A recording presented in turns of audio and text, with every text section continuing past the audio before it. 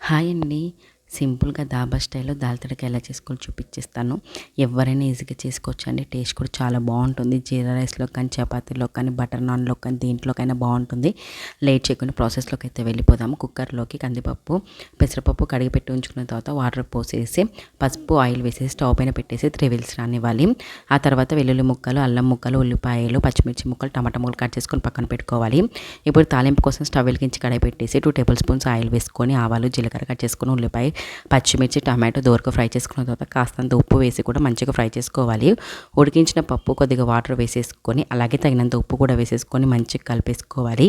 ఇలా ఉడికిన తర్వాత పక్కన పెట్టేసి ఇప్పుడు తాలింపు కోసం చిన్న కడాయి పెట్టేసి 2 టేబుల్ స్పూన్స్ ఆయిల్ వేసుకొని ఆవాలు, జీలకర్ర, వెల్లుల్లి రెబ్బలు, టమాటా ముక్కలు, ఎండుమిర్చి, కొద్దిగా కారం కూడా వేసేసుకొని ఫ్రై అయ్యాక పప్పు పైన వేసుకోవడమే. అంతేనండి, ఎంతో సింపుల్గా ఉండే ధాబా స్టైల్ దాల్ తడక అయితే రెడీ అయిపోయింది. చాలా బాగుంటుంది. మీరు కూడా ట్రై చేసి ఎలా వచ్చింది కామెంట్లో చెప్పండి. వీడియో నచ్చితే లైక్ చేయండి.